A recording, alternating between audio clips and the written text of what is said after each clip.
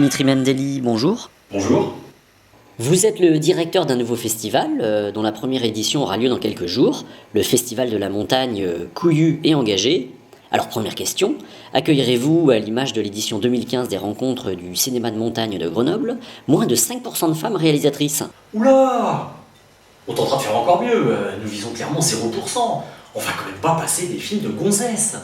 Alors, toujours au regard des rencontres, le cinéma de montagne est-il synonyme, pour vous aussi, d'exploit sportif? Autrement dit, suivrez-vous la même ligne orthodoxe que l'édition 2015, qui excluait pratiquement tout autre genre? Bah, c'est-à-dire... bon, vous couperez, c'est du off. Vous imaginez bien qu'on va pas diffuser des reportages à la sauce Arte pour le grand public qui veut du freeride et de la testostérone.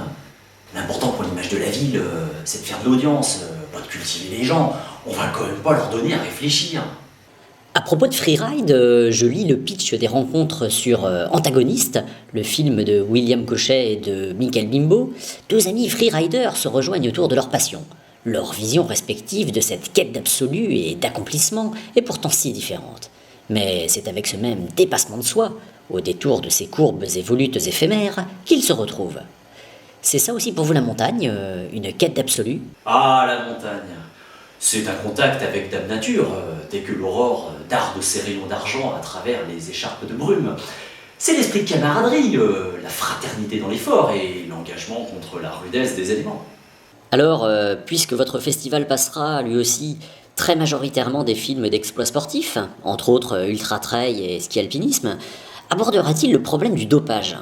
Soyez pas cons. Le dopage, ça n'existe pas en montagne. C'est seulement dans le cyclisme et l'athlétisme. Pourquoi pas du dopage dans le foot tant que vous y êtes? Sans transition, une question incontournable, y a-t-il le bon et le mauvais montagnard? Ah, je l'attendais celle-là. Le bon montagnard, il se lève tôt. Il fait 3000 mètres de dénivelé engagé en haute altitude et il revient la nuit en parapente à la frontale. Quand il n'est pas mort, bien entendu. Le mauvais montagnard, il se lève tard, il fait une randonnée en basse altitude, la sieste au sommet, et il rentre torcher les mômes avant le coucher du soleil. C'est la montagne pour les gonzesses. À propos, pouvez-vous nous parler des risques en montagne? Ouais, il y a un an, j'étais avec mon chien Didier, là, de race Patou. Vous savez, les gardiens de troupeau. Et au détour d'un pilier, je l'ai confondu avec un chien de randonneur du dimanche et je l'ai poussé dans le vide. Et en ce qui concerne les alpinistes? Oui, il y a 4-5 mois, j'étais avec mon fils Stéphane, et à la sortie d'une goulotte, j'ai cru que c'était tout en Kawaii, vous savez, là, le réalisateur qui nous casse les couilles, et je l'ai achevé à coup de purée. C'est l'accident bête, il faisait sombre et je l'ai confondu. C'est vrai que un Patou comme Didier, j'en trouverais pas d'autre. Pour ramener des moutons, c'était un champion. Excusez-moi. Je me permets de revenir sur le côté engagé de votre festival. Là encore, je cite le pitch des rencontres sur le film 21 sommets pour le climat. Ces conquérants de l'inutile nous emmènent, à travers une épopée dont les écrins pleines d'engagement et de solidarité, vers le sens d'une réflexion sur le climat. C'est ça pour vous aussi la montagne, la solidarité et l'engagement? Ah, tout à fait. De mon côté, j'ai initié le mouvement des réchauffements du cœur, qu'on a développé avec les équipes des Enfoirés pour le climat, et donc moi-même, Petit Patapon, Cédar. On a composé une petite chanson pour l'occasion. Du CO2 et des nuages lourds, c'est notre atmosphère, notre horizon. Le futur et le passé nous encombrent. Il faut tuer le méchant dioxyde.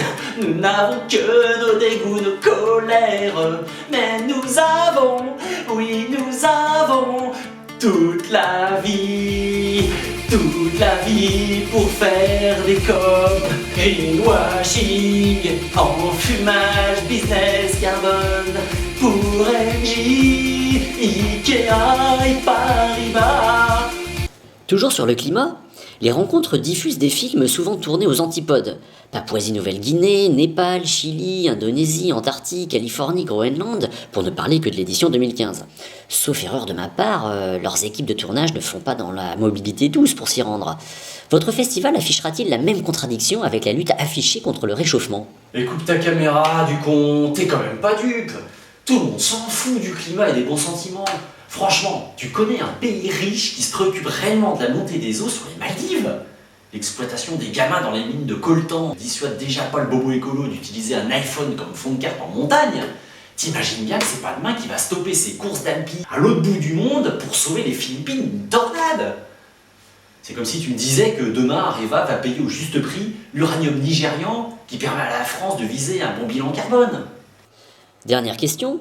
À l'image des sponsors de la COP21 cités dans votre chanson, la Fondation Petzl a récemment donné 200 000 euros à Camp to Camp pour se développer. En parallèle, la plupart des films des rencontres sont sponsorisés par de grosses entreprises. Que pensez-vous de cette perte d'indépendance de certains acteurs de la montagne ? Putain, mais tu commences à faire chier là. Tu crois quoi là? Que le pognon ça pousse sur le Mont Blanc et que ça se cueille en ski de rando? Putain, je vais te couper les couilles au piolet. J'en ferai un trophée pour mon festival. Après on verra si tu poses encore tes questions à la con. Allez, ciao.